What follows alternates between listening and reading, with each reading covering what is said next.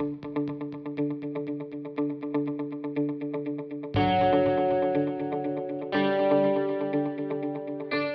you for your participation to the event, where we will discuss proactively, hopefully, and resilient energy regulation with our distinguished stakeholders and also with our fellow members.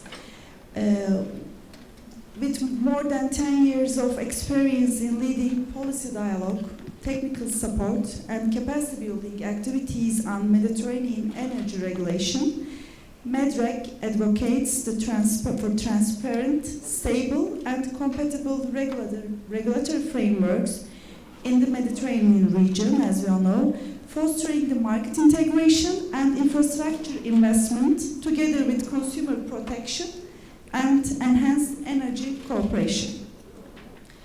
We as MEDREG have been a long-standing promoter of the uptake of renewable energy and gas regulation in the Mediterranean countries, and we have a strong track record in engaging relevant stakeholders in our events and information network. This forum will enable us to share this extensive experience beyond the circle of our members and be inspired by their experience. And in the meantime, we will emphasize our ambitions and vision just weeks before the finalization of our new grant contract with the European Commission. I expect this forum will be a showcase for MEDREG, where our achievements will demonstrate our approach and vision. In this way, we will see a clear and strong connection between the evaluation of our region's energy market and our endeavors. We will also discuss the regulatory and policy implications of our achievements, not only for our members, but also for a wider energy community. If you look at the very recent past of our energy markets, we obviously see the rising importance of natural gas after the new sources and routes traced by recent discoveries and quick pace of RES deployment. These major developments surely reinforce the importance of regional integration and necessitate advancing national and cross-border energy networks. As a consequence, this also reinforces the significance of MEDREG's work. In this forum, we will discuss how we can develop our regulatory frameworks and create a functional and integrated Euro-Mediterranean energy market under the circumstances of rising importance of gas, deploying renewable energy technologies, and utilizing untapped energy resources with novel production technologies. With regards to gas markets, we will focus on evaluation of gas market rules, gas pricing schemes, gas infrastructure developments, and the role of gas for transition to a decarbonized energy system. Under renewables, we will discuss the strategies and the role of regulators to deploy renewable energy sources and integrate these intermittent sources to our energy mix. Also, by ensuring stability and flexibility in electricity grids. I'm glad and honored that we will discuss these emerging issues with highly distinguished speakers from the international energy community and take this opportunity to improve our vision towards the future of energy market regulation.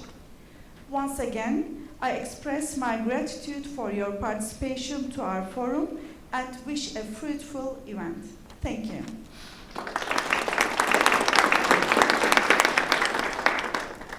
For the keynote speeches, I want to give the words to our colleagues from European Commission. First to Anne-Charlotte Bournoville. Okay, good. She is head of unit from DG ENER. I will pass the words to her.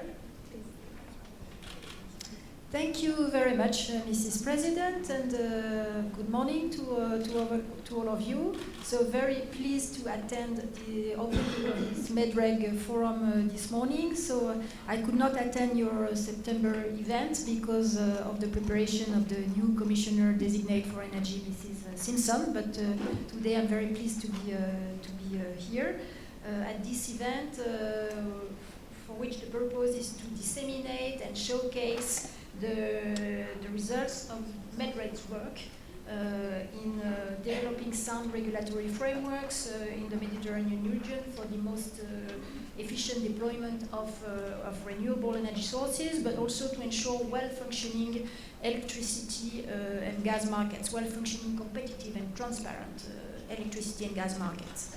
So today we speak a lot about renewables, energy efficiency, electricity, but gas is still very important as well. I would like to stress this. So gas has clearly a role to play as a transition fuel, and this is clearly recognized by the long-term decarbonization strategy, which was proposed by the Commission in November last year, and which is currently discussed by member states.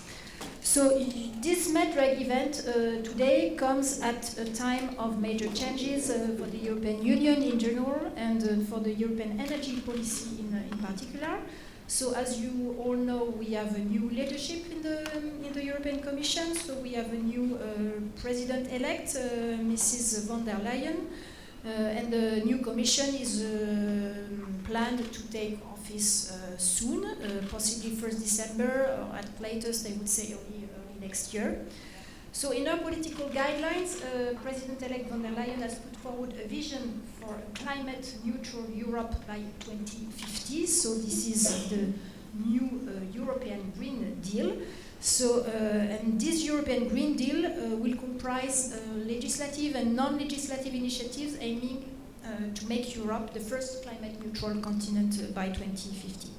So this Green Deal does not come out of the blue. It will build upon the Energy Union, the recently adopted Energy for All Europeans package, and the long-term strategy for decarbonization, which, as I said, was presently 1 year ago by the Commission and which is currently discussed by member states and hopefully will be endorsed at the next European Council on 12th and 13th of December this year. So this Green Deal is not a purely climate agenda, so let me stress this very clearly. It's a growth and jobs agenda, providing a unique opportunity to modernize our energy systems and our economies. So, and this is valid, of course, for the EU. This is also this clean energy transition agenda. This is valid also for the Mediterranean region. So details of the Green Deal are now being worked out. So it will be announced by the new Commission. They will be announced the details by the new Commission when it takes office. But it's already clear that this plan is a very ambitious one. It will contain a number of policy proposals spanning from the creation of a sustainable Europe investment plan to the possible introduction of a carbon border tax, as well as the transformation of the European Investment Bank into a climate bank, the adoption of a new industrial policy for Europe, also possibly the expansion of the ETS to construction and transport sectors. So as you know, energy represents roughly 75% of EU CO2 emissions. Therefore, energy will be central to the European Green Deal.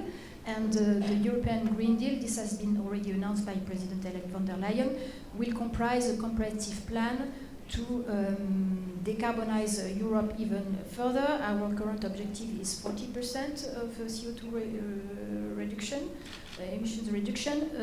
President-elect has announced she would like to go to 55% of CO2 emissions reduction, which will mean that we will have also to review our targets for renewables and energy efficiency. Those targets have been set by the Clean Energy for All Europeans package. It's 32% for renewables and 32.5% for energy efficiency. So if we want to go to 55% decrease of CO2 emissions, it means that we will have also to increase the ambition for the renewables and energy efficiency targets. So in the new proposed college, Executive Vice President Timmermans will coordinate the work on the European Green Deal and will manage climate action policy in close coordination with the new Commissioner designate, Mrs. Kadri Simpson, who is a former Minister for Economic Affairs and Infrastructure from Estonia.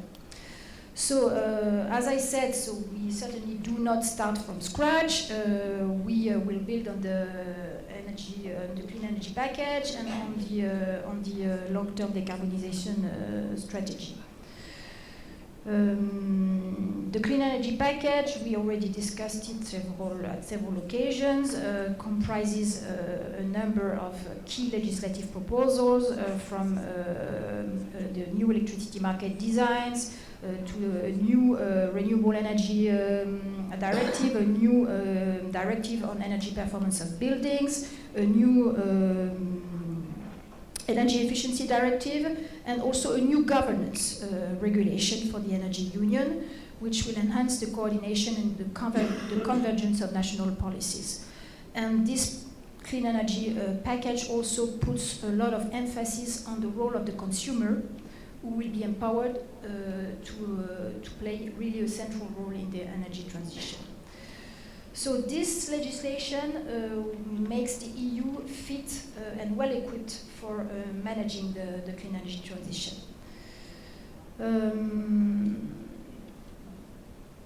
So yes, a few words as well maybe on the long-term strategy. This long-term strategy is based, it assesses in fact different pathways for decarbonizing our economies. We have modeled 8 different scenarios, and it makes the case for more sectoral integration or sector coupling, highlighting notably the role of hydrogen, the role that hydrogen can play as an energy carrier, also to store energy and to decarbonize our energy systems. So as you see, our energy policy is evolving rapidly towards very exciting, challenging objectives. So it is clearly in this context that we need to continue and intensify our efforts on developing further our Euro-Mediterranean energy partnership, and MEDREG is a pillar of this partnership. So MEDREG was established in 2006 as a voluntary platform for coordination with the support of the European Commission. It has gone a long way over these 13 years of existence in advancing our Euromed energy partnership.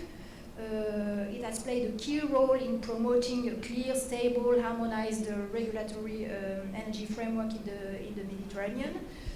And it has clearly contributed to promote greater harmonization of energy markets and legislation and greater integration of those markets. So just take a look back, and see how was the situation as concerned energy markets 15 years ago and what it is today. So the changes, the reforms are really very, very impressive. So, but this is a long way, of course, and we need to step up efforts and keep the pace of reforms. And we see already the benefits of those reforms in a number of countries of the Mediterranean region. So, in this respect, MEDREG's role to facilitate, to enhance the exchange of best practices among all Mediterranean partners and allowing them to learn from each other is extremely important. Let me also welcome the presence today of representatives from CER, the Council of European Energy Regulators, and of ECRB, the Energy Community Regulatory Board. So we strongly support also this cross-fertilization between associations of regulators. So just to conclude, I would like to also stress the very active and constructive role that MEDREG plays in our UFM, Union for the Mediterranean Energy Cooperation platforms. We have 3 platforms, as you all know, the gas platform, the regional electricity market platform, and the renewables and and energy efficiency platforms. So MEDREG is contributing very actively to the activities and the work of these three platforms, and it is very important because we are already starting the preparation for the next UFM Energy Ministerial meeting, which will take place under the Portuguese presidency in 2021. So again, I would like to congratulate MEDREG for the very valuable work that it has made so far. I would like to encourage MEDREG to continue this work, also to ensure very good governance of the organization. And so, from the European Commission, we are ready to continue supporting the association, also from a financial point of view, but this is more from my colleague from DG ENER, because she has the pot of money. So, okay, thank you very much.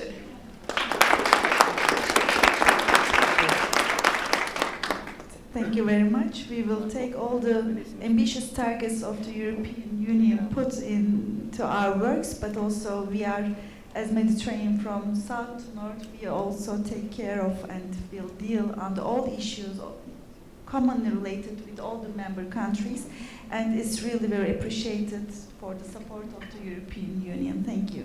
Now comes to our next speaker from DG ENER, Ms. Henrike Trautmann. Thanks for your support in advance, and I will pass the words to you. Thank you very much, and good morning to everybody, dear President, dear regulators, dear DG Energy. So we are the ones with a pot of money. And unfortunately, I have equally missed your September meeting because we were also briefing a commissioner designate, which unfortunately in the meantime has been thrown out by the European Parliament. So we are still waiting for a commissioner responsible for enlargement and neighborhood policy, and therefore we're also not really, unfortunately, in a position to know too well what the priorities will be. But one thing, in our opinion, is clear that neighborhood policy, and particularly regional approaches, will remain to be an important part of the work of DG ENER, and basically anything that shares positive outcomes from collaboration with our neighbors, but also the collaboration between our neighbors, particularly our southern neighbors, between themselves. And their energy is an extremely important area of work, has been for years, and MEDREG plays a very, very important role in that context.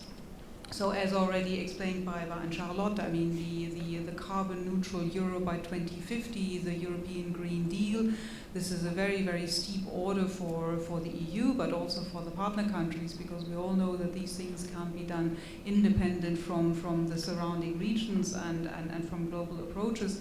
And it's one where energy will play a very, very important role in the next years. And we are very well aware of the role of good regulation to allow this transition, and to support it, to make sure that it actually delivers the benefits we want. And we will really have to keep a close eye on these things.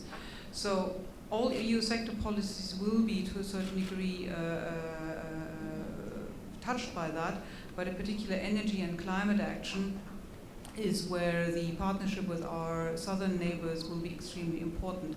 And Charlotte already mentioned the fact that we will have a UFM ministerial for energy in 2021. Before that, we will also have a UFM ministerial for climate and environment in the second half of 2020, most likely second half of October. And of course, aspects of energy policy and energy regulation will also play a big role in that context, and we'll have to make sure that we're able to make these connections. So a very good occasion today to see you all and to take stock of where we are and how energy regulation, interconnection, and all this has developed in the last years. So I see the agenda of the day. There are very many interesting technical subjects, deployment of renewable energy sources for better resource efficiency, enhanced electricity grid management, and also, again, mentioned before, the role of consumers in the area of distributed generation, but also the role of consumers in general. We will, in order to arrive at a carbon neutral Europe, we will have to have a real sea change of also consumer behavior, and it's something that in the EU, but also in the partner countries, is only starting to make its way into recognition of the average man and woman on the street on what that actually means. We also have, of course, big opportunities with the recent gas founds in the Eastern Mediterranean in terms of energy transition. but also in terms of diversification of energy sources and building up of an efficient and integrated Mediterranean energy market.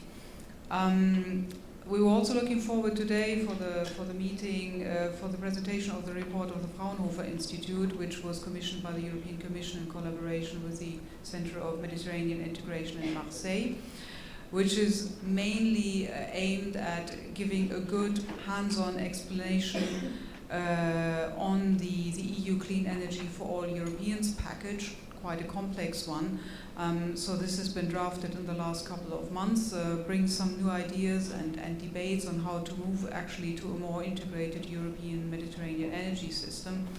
And it's being presented today. It's available in 3 languages, including Arabic, and we hope that this also will help the discussions and the debates we have in the different contexts with our southern partners. We think that the gradual setup of stable, secure and competitive energy supply will bring substantial socio-economic benefits. And for that, the EU needs to share its technical expertise, but we also encourage to have the partner countries share technical expertise. Energy is one of the areas where actually regional cooperation does function.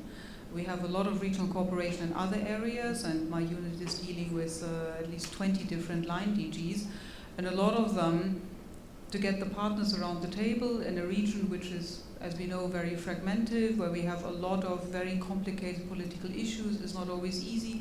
In energy, we really see that it functions. If we talk about these things, everybody sits around the table and at least for a while puts aside the differences and is able to have debates on technical and political matters which are important for the development of the region and the EU.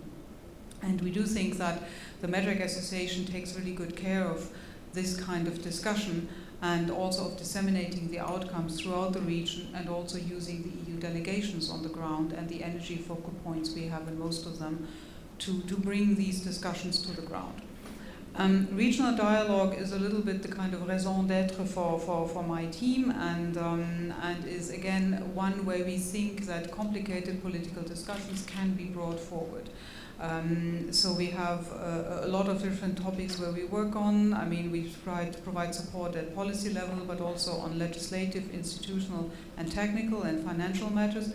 And we also do fund a number of platforms in the area of energy, but also in the area of security, climate, social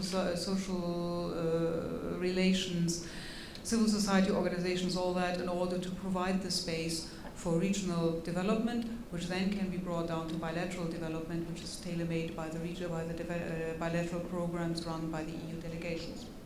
Again, energy is a very important topic in that context.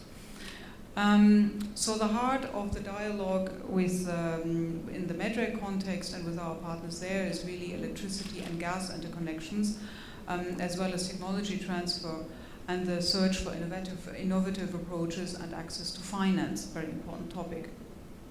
In the end, as you know, our idea would be that electricity and gas subsidies can be reduced and possibly finally removed, and that's one of the priorities in the policy dialogues that are happening on a very high level between the EU and the governments of the southern neighborhood.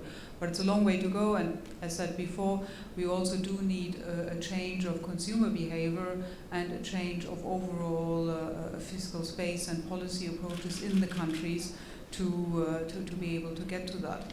I think raising awareness of local populations, particularly in the south, is extremely important. That is something we haven't really been working on before.